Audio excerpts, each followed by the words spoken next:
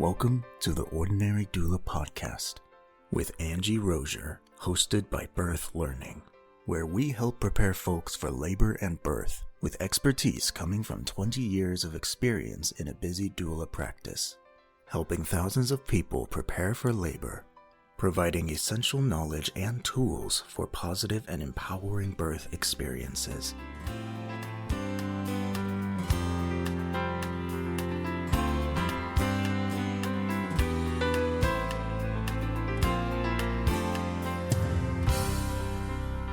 Hello and welcome to the Ordinary Doula Podcast. My name is Angie Rozier. I am your host, and I love coming on and talking about all kinds of different topics in this work. Today we have a very amazing guest with us. Her name is Anna Lundqvist.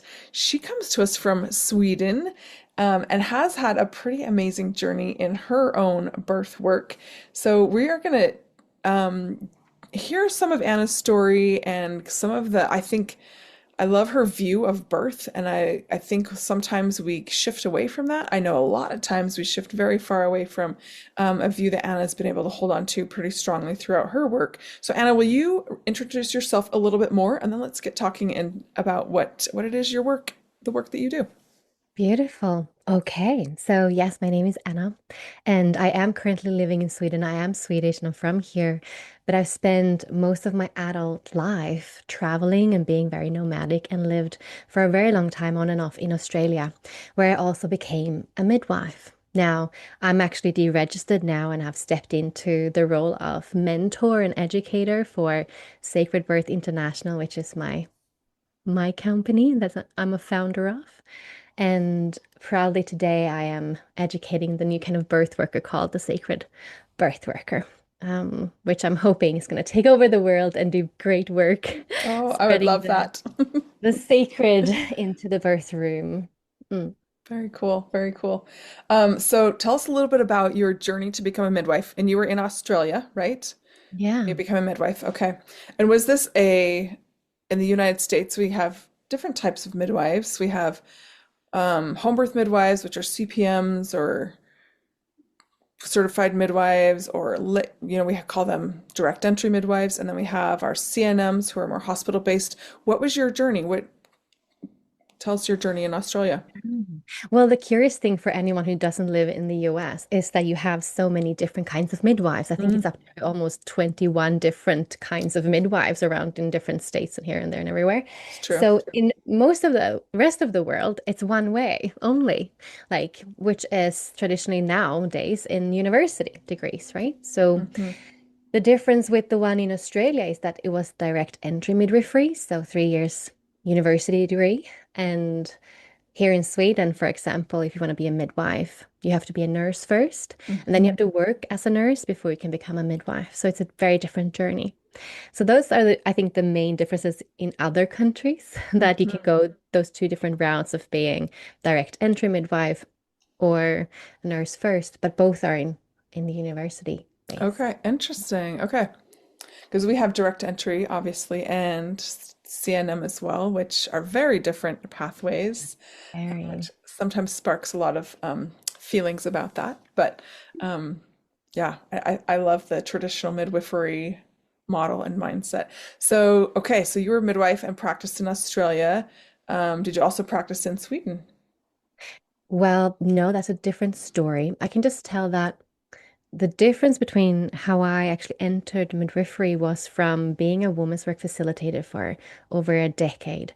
And so I was already holding kind of ceremony and sacred space for women, where the focus was to drop the masks and get more embodied into who we are as women, to reclaim our bodies, our sexuality, our sensuality, our self-love, our voice, our expression in the world, and the rite of passages of woman, which is both, our first bleed, birthing, menopause, which are, women's rite of passages, right? Absolutely. So I was very involved in kind of sacred women's business. That's how I was kind of led into midwifery. And so where I actually moved to in Australia was Byron Bay, which is a very, maybe a very kind of alternative place where people from all over the world gather. There's so many different nationalities who live in Byron. They're drawn to the healing of the land because there's crystals in the grid, there's crystals in the earth there. It's a very Wow. powerful Wow. place and has been for the indigenous peoples of the land forever, and a gathering place for the indigenous people. So it's very much drawing people from all Mm. over the world, myself included. And in this area, they had a birth center and they had home births, and it was a very high percentage of home births. It was like 20, 25% home birthing, and Wow. almost the rest would birth in a birth center. So all very physiological, natural births, right? And so when I was living there, that's when That was this, probably a good fit for you, right?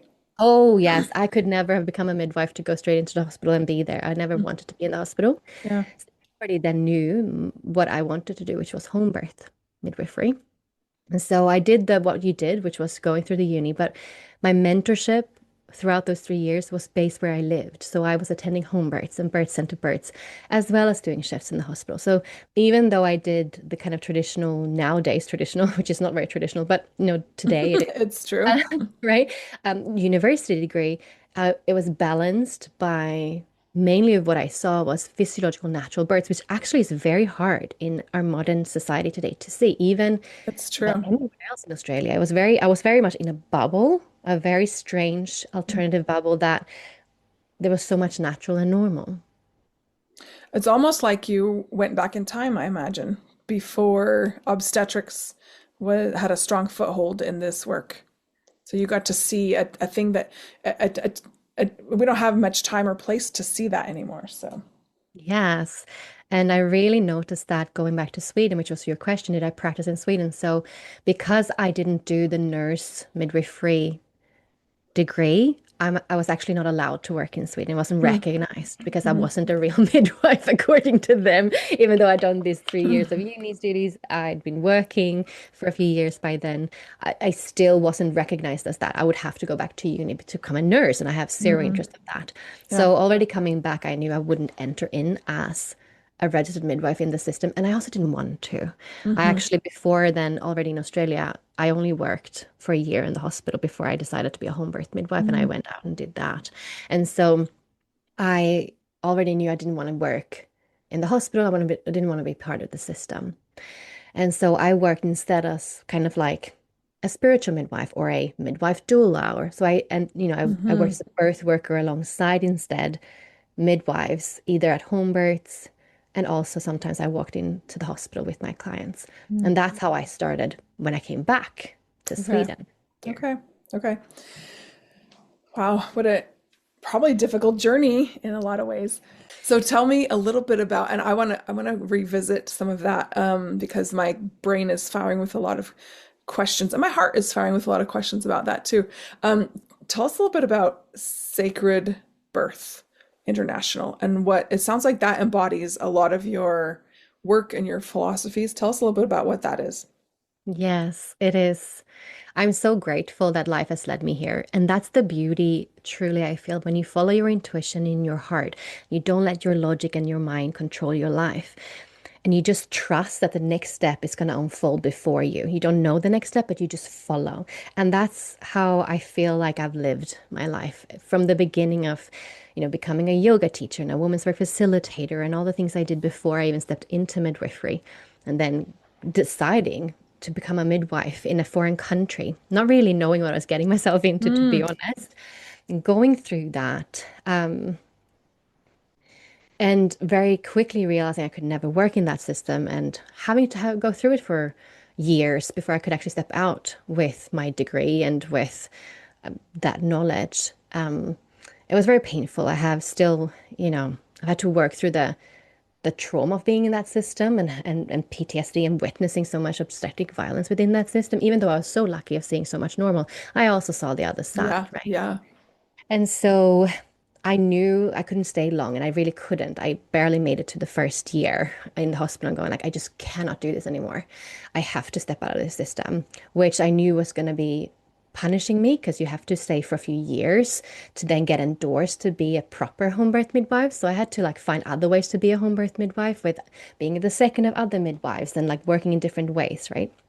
And so but I couldn't, like my heart and my intuition said I couldn't stay. I just couldn't do it to myself or Mhm. to be in that system. Yeah. I didn't know how though. So that day when I resigned, I started my Instagram that I then called the Spiritual Midwife, and which I was known for the first few years in my business.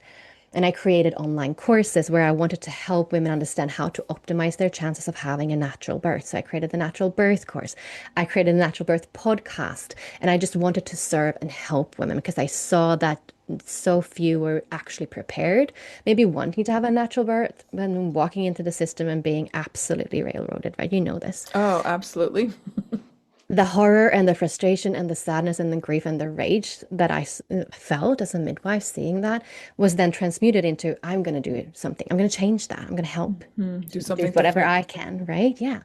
So I started as a spiritual midwife for the first 3 years before before Sacred Birth International was born.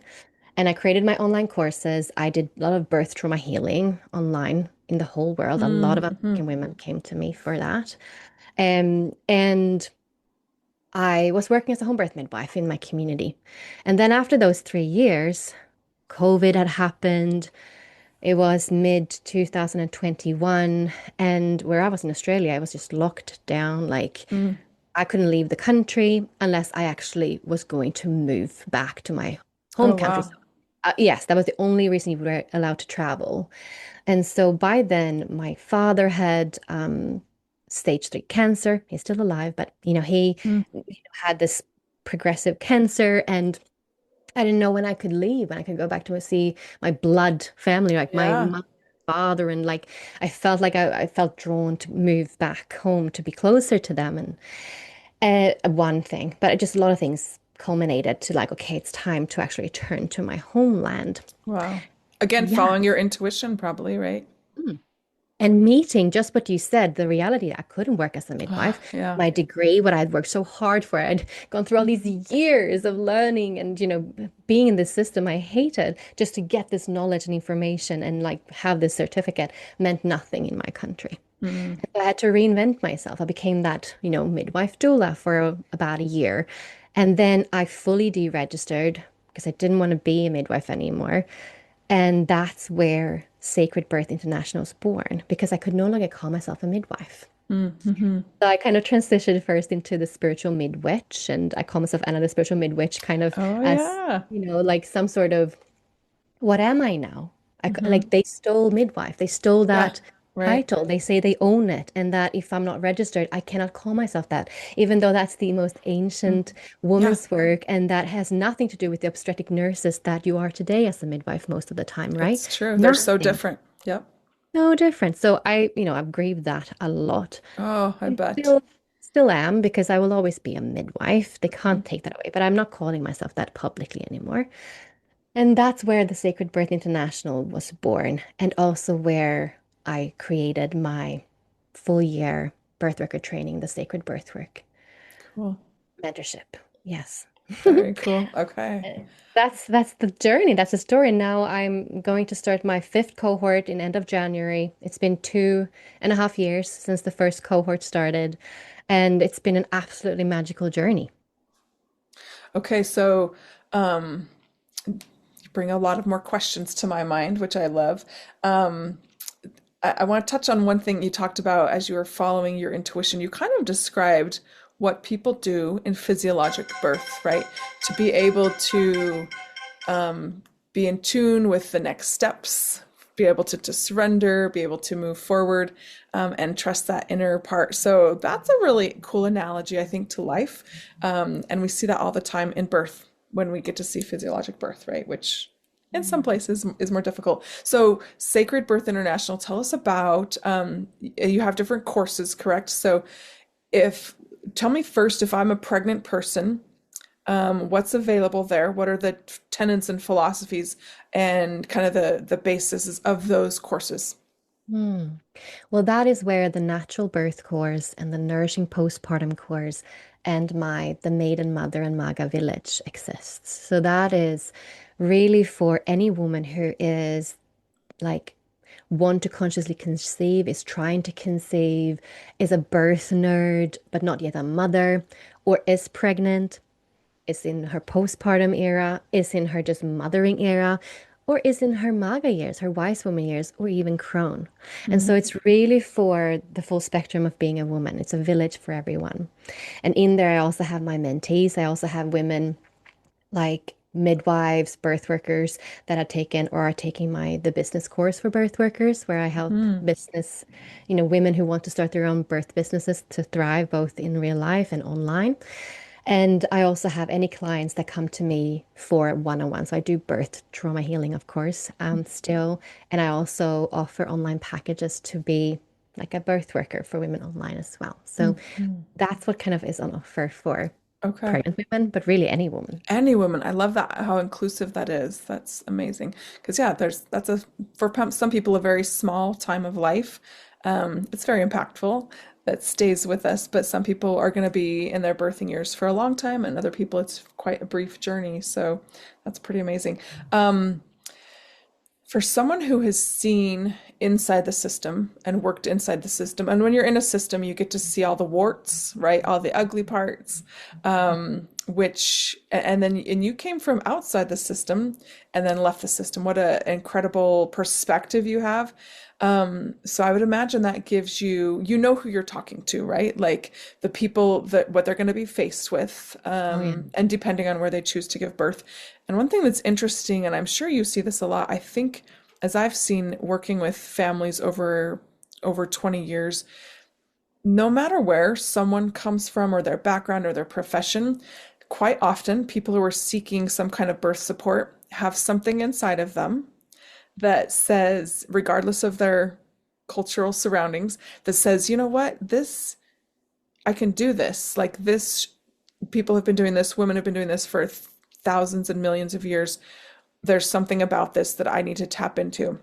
So I think even in systems, when we grow up in these systems and that's all we're surrounded with, there's still something innate inside that reaches for something different. And it sounds like you have a really good, you have created a pathway that people can really tap into that innate that is so common, I think, in women. They feel something.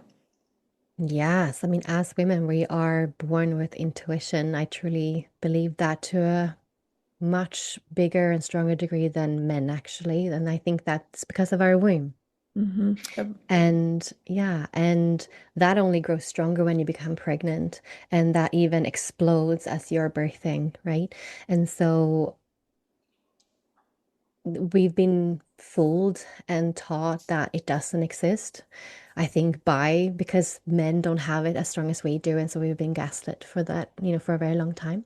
And I think it's starting to resurface and become something that we go like, yes, actually it does exist, but it takes time to cultivate your relationship with that, Hmm. both for women who, just in general want to access that, but also the absolute importance as birth workers to cultivate our relationship to our intuition and be able to drop into our heart consciousness and our womb consciousness to serve women in the birth space. I think that is one of the absolute biggest and most important skills we have, which is not really talked about in any birth worker training that I know of, and something that's very important to me and something that I focus very heavily on in the Sacred Birth Worker Mentorship. And that's something that's not in textbooks, right? That's not something you'll find in, It's you know, feminine wisdom. It's not written yeah, down. yeah, exactly. And it's passed down. And as you said, I think women come with that, right? They absolutely come with that. So it sounds like creating confidence, right? And that's something I see lacking so often, in the people, and I, of course, work in the United States. And so, with a variety of people and a variety of birthing places, of course. But I think, and for a lot of reasons, we are out of touch with our intuition. We do not trust ourselves. We do not turn inward. We don't spend time inward, really.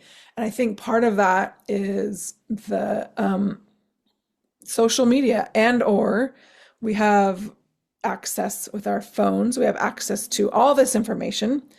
We have access to all this information out there that is coming from others, but we don't look inward. We don't spend time thinking, how do I feel about this? How do I want to birth? What do I feel about birth? We're looking to like what influencer is saying, how should I feel about birth? Yeah, I think it's harder in our world to tap into that. Yes, and you know what? We are so blessed that there is all this access via our phones to all this information. But what is so important then is to have this strong relationship to self and to your own inner voice so that you can take in that information and then put it through your own internal authority and inner knowing and go like, does that resonate with me? Is that true for me?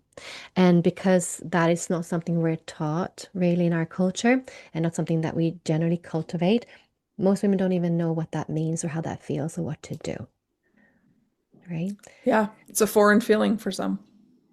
Yeah, and so it's actually a part of the natural birth course. There's a part where I teach about my coaching tools about how to access that and how to cultivate that because I think this is so missing and it's key. It's key to anything in life. Being a birth worker, being a businesswoman in birth, Yeah, being a, birthing woman everywhere. Like it is like actually you all like the most important thing is to check within your inner knowing, not the external, always the inner knowing. I love that. Very cool. So I imagine, and I've taught many childbirth education classes in hospital, out of hospital, privately, individually, and so much of the work, and it's hard to put all this into some courses, right? Depending on the style and the clientele of the course. So much of it is your mindset, what you go in expecting of yourself, right? So imagine in your natural birth course, you're helping people prepare on a pretty foundational level from within, right? Mhm. Tapping inside because what we set out to do, what we believe we can do is pretty powerful. And I'm sure you've seen that in birthing women a lot. Absolutely. And also, you birth the way you live. Mm, So if you're a person that lives disconnected from your intuition, your inner knowing, your body wisdom, if your way of treating uncomfortable things is to dissociate and not sit with it, not feel it, not meet the big emotions, then it doesn't matter how many classes you take, how much you learn, how many books you read, how many other stories you listen to. And I've had this very much as my experience too with working with women, right? Doesn't matter what I or anyone else can do for you or share with you or, because if you don't have the relationship with self, you're going to birth the way you live. So if you live disconnected, you're going to have a disconnected birth. So, I don't know about in Sweden, but I think in the United States that's very common, Yeah. which is kind of sad, honestly, that there's so much more potential that can come from our experiences, right? Mm. People can gain so much more of themselves, and it's really quite empowering, I think, when people are able to tap into that. Yeah, So, birth can show you your biggest power as a woman. I mean, yes, it's incredible and it awakens women. I mean, women yes, have a powerful birth experience just awaken to yep. their own power and their own strength and divinity, really. Yeah, they find out their capacity, right? Like it's far greater than they ever imagined, I'm sure. Very cool. So tell me about, you talked about you're starting your fifth cohort. Mhm. And it's, tell me about this program for birth workers. Yeah. Oh, it's my baby. Oh, you It's love like, it. it's everything's come together, right? It's like, so I started as a very young woman of being 14 when I sat in a woman's circle for the first time, and I had a mentor that was a MAGA wise woman, and ever since then, I've like collected things. I've been a student of life. I've loved learning all things about different healing modalities and natural medicine and, women's women's sacred ancient business. That's been my thing, right? For like Yeah, from 14 to yeah. like around 30, right? Before I entered into midwifery. And so I've taken all of that and baked that together with my midwifery knowledge. And I've created this really long, extensive, deep, holistic training that is about 6 months of an intensive learning portal where we dive into absolutely everything. In the first about 10 weeks, we dive on into your birth imprint, your rite of passages, your maternal birthing wisdom, your own experience of having your first bleed and what that taught you about being a woman, her story, like the midwifery, but also story of witches, like wise women, all of it. We Yeah. dive on into the sisterhood wound and the witch wound and our relationship to our intuition and the lack thereof. our relationship to our body, our sexuality, our sensuality, finding our own cervix, being in relationship with our body so we can help Mm, other women be in relationship with their bodies, right? mm, Our own voice, relationship to authority, so we can be strong birth advocates and speak up for women and protect them in the system. Like we go into feminine leadership and what that looks like, and cultivating them for 10 weeks to be the sacred space holders that they need to be, holding circles, ceremonies, mother blessing, postpartum ceremonies, all of that, right? Before we even start with conscious conception, pregnancy, we go into, of course, all the depth of physiological birth, natural birth, how to support it. And then we dive on into the postpartum, maiden to mother transition, all with a very kind of holistic, spiritual also aspect to all of it, not just the medicalized stuff. Like there's a part of that too, because I am a midwife and I can bring that too. mhm. And then we dive into medicalized birth, talk about the different kind of variations of normal, like breech and twins and VBACs and all of that. And we talk about the true emergencies. We talk about the natural, oh, sorry, the normal birth of today, which is Yeah. cesareans and Yes. inductions and epidurals and force, all the things, right? And how to navigate that system, support someone and educate someone about that system, the routines, all of the things. And then we dive on into sacred birth advocacy. And in the end, also a bit of sacred business and marketing into that too. Oh, But so it's cool. a really holistic, big, deep training for those who want to not become a doula and don't want to become a midwife. They want something in between. Hmm. Where Hmm. I serve, and someone who also already sees birth as a rite of passage, sees it as a very sacred event in a woman's life, and who really feels drawn to hold sacred space and protect that. Wow. Wow. Gosh, that is incredible. You just got me very excited about so many things. So it's some internal work too. People taking Massive. this course are going to be kind of a different person at the end of that. Yes, and so I have newbies who are just like birth nerds and like, whoa, I want to do Yeah, this. I I have, love this. right? And I have mothers who've had a birth experience or several themselves and awoke into the power of birth, either through an amazing kind of positive birth experience or through a traumatic one. Hmm. Both find Yep. this. Yep. I have doulas, midwives, doctors, nurses, lawyers from the UN. I have Wow. all kinds of different people who've found this mentorship. It's absolutely amazing. So it's built for anyone. So even if you're already a birth worker, you can join, or if you're a total newbie, you can join, and it will serve you both. Wow. Wow. Very cool. And I think, someone who's been a birth worker a long time, something that circles back to the why, our big why, as we come back to the basis of our work, right? Which we can get distracted from sometimes, for sure. I know I have been, based Mm. on experiences and Yeah. where I serve and work sometimes can influence all of that. So very cool. Okay, so tell me a little bit, something that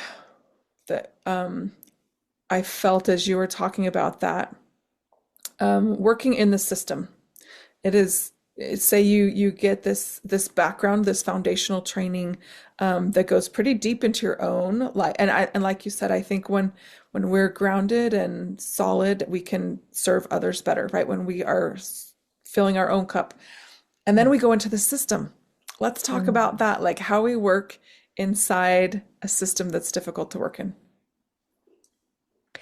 Oy, yeah, it is really, really hard, but it's definitely doable.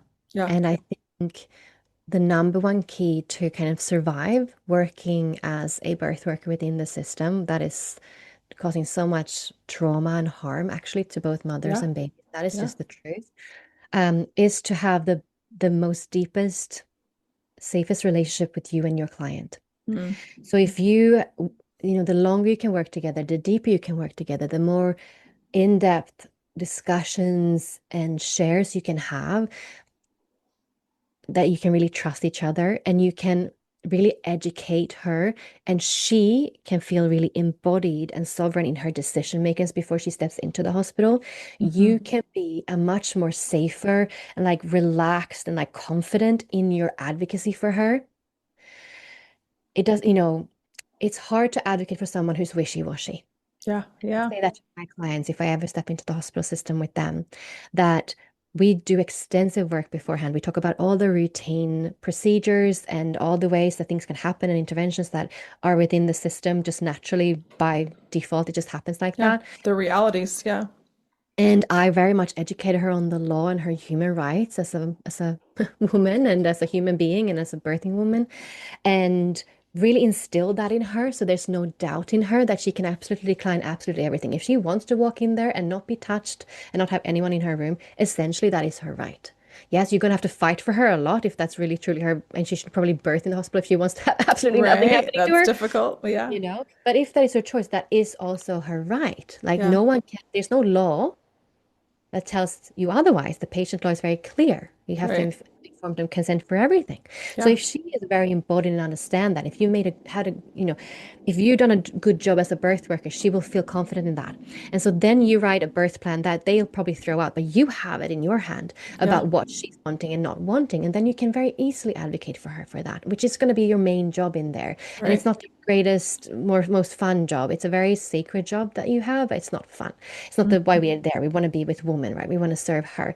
But you're going to have to be that advocate too. So you need to have a strong, clear voice that is so grounded in your knowing that you are serving the woman. It's not about you, it's about her and her wishes. And you have that on print and you're advocating for her. When we have that, we can actually really safeguard women to have natural births and empowering births and any kind of birth as well, for that matter. It doesn't have to be natural. But we can do that for her. I've had incredible births in hospital where literally there's barely been anyone in the room. It's been pitch dark with like a fake candle or two on the, mattress on the floor, birthing like a cat just with us. Like yeah, I've had all kinds of births, and I mean not as a midwife then, as a supporter in the mm, system, right? yeah, Birth worker for her. So it's possible, but you as a birth worker have to work on your baggage. That's why that's a big part of my mentorship, right? Because mm, this is what I've seen as a midwife in the hospital. I've seen doulas come in and not do a great job. yeah, They're scared. They're like deer in headlights. They're just a bystander when things happen. They don't know what's happening. They don't have that understanding and they don't have the voice to speak up. yep, They don't yep, dare to. You yeah, have to if you want to be a birth worker in the yeah, system. yeah. And you have to do it appropriately, right? For it to be impactful, which is Yes. important. Yeah, Which is when if you're grounded within yourself, there's no fight. It's just very yeah. clear communication and like It very flows. Yeah. And also if the woman is very secure in her knowing about her own wishes and her rights, she's also going to be very safe in just saying, get away from me. Yeah, Like, there's yeah. not going to be a routine vaginal examination. I decline. And then you say, she declines, goodbye, and it's very Mhm. clear. Yep. And a lot of that comes from the preparation you have done ahead of time. Like you said, having that deep and safe relationship with your client, which is so important. Yeah, and another aspect that's so important if you're going to work and sustain working in this system that is going to show you a lot of birth trauma happening is to debrief the births you attend that are like that. And so Mhm. that's another really important component in the mentorship. It continues that we meet monthly for birth debriefs and Q&As for my students so that they can come back and they can share if they've had these experiences or the good ones too, for that matter. Yeah, Have a community of others who understand how you're feeling and regularly meet, whether you have something to share or not, just to be in that community. I see that as make or break for you to survive as a birth worker. Truly, if you don't yeah, have a community that you can debrief with, you're not going to survive for long. You have yeah, to, they're big, both the magical ones and the amazing ones and the traumatic ones. You have to have a space to share about them. right. I totally agree. That's true. To process those sometimes, and Mm. absolutely, that is vitally important. As I train doulas, I teach very much the same thing that, yeah, you need someone or people to be able to process some births with. This is hard work, right? It can be very difficult work to do, Yeah, it's and so it's all impactful, but yes, it's also, oof. and rewarding. It's just as rewarding as it is difficult. So we're Yes, grateful for yes, the that. extremes. We live in the Yes, extremes. yes, it's so true. Just like you said, an amazing birth experience or a very traumatic birth experience, we get to touch on all of those. Those are going to come across our awareness for sure. Wow. What incredible work you do. Gosh, you're stirring a lot of cool things within me, which I appreciate. Um, all right, let me see on our time. So Anna, is there where can people find more about your offerings and more information about you and your work? Sacredbirthinternational.com. Okay, awesome. Very cool. So you do all your work, your trainings are online and virtual, so Yeah. accessible across the world. Yeah. Okay, okay, love that. I love that. We will put that in our show notes, so we'll have that link ready for people to explore because I think the work you're doing is so incredibly important. Thank you. That's amazing. Well, I'm happy to give you an affiliate link if you want to have that, and you Yes. can present to anyone who comes through. Oh, Anyone. that would be incredible. I find this work you're doing incredibly important. Speaks to my soul. Um, Oh, so as we wrap up, as you look back at our conversation, we've talked about your journey. We've talked about your work, and that has changed a lot over your lifetime. Any highlights you want to give us, or as you look back on our conversation, any last bits of information or wisdom that you'd like to share? I just remember one of the absolute first births I ever attended, which was a home birth for this first time mama. And I remember being called actually away from my hospital shift as a student to come to this home birth. And I arrive and it's so quiet. And I walk into this woman's home that I've attended a few times before prenatally. And I walk in, I was like, where is everyone? It's so quiet. And then I just heard her, I can hear her moaning, and she's in the on the veranda, which there's a birth pool, and her husband is sitting holding her hands, and she's in the, birthing phase of actually bearing down and Mm. birthing her baby. And he is the best midwife I've ever seen. Oh, He's just whispering the right things, and he's so present with her. And the two midwives that are present are just sitting in the corner quiet. And she just births her baby. She lifts it up, put it to her chest. And that is something I'll never forget. mm. Your first few births, they just so there. Yes, indelible. Yes. And it was most like one of the most magical or inspiring experiences of my life. And that is truly what birth is to me. That is how I view birth. I've seen a lot of the opposite as well, but that was what birth is for me. Mhm. The other ones, that's not birth. That's birth in captivity. It's something very different. But Mhm. that first time mama who was just birthing her baby in the water with her husband, essentially, we were not really there. We didn't do anything, any of us. We just witnessed her in her absolute divine power. And that Wow. is what I want to leave you with. Okay, that's why you do what you do, Yeah. because that is the potential. Wow. Mhm. Well, Anna, thank you. This has been a really refreshing conversation. I sure appreciate your time, and I look forward to a long association with you. I would Beautiful. love to keep in touch. And thank you for sharing this wisdom. I think this gets lost in our work sometimes, so it's good to be grounded and come back to that. So appreciate that. Yeah, I agree. I agree. Thank you so much for having me. You're welcome. So that is it for this episode. We will wrap up this episode of the Ordinary Doula podcast. We have spent time with Anna Lundqvist from Sweden, and her baby is Sacred Birth International, and I am excited to dive into more of her content and what she has available. Thank you so much for being with us here today. As always, please make a human connection. It is so important to connect with other people. Go out and reach out to someone else today. You will appreciate it, and so will they. Hope to see you again next time.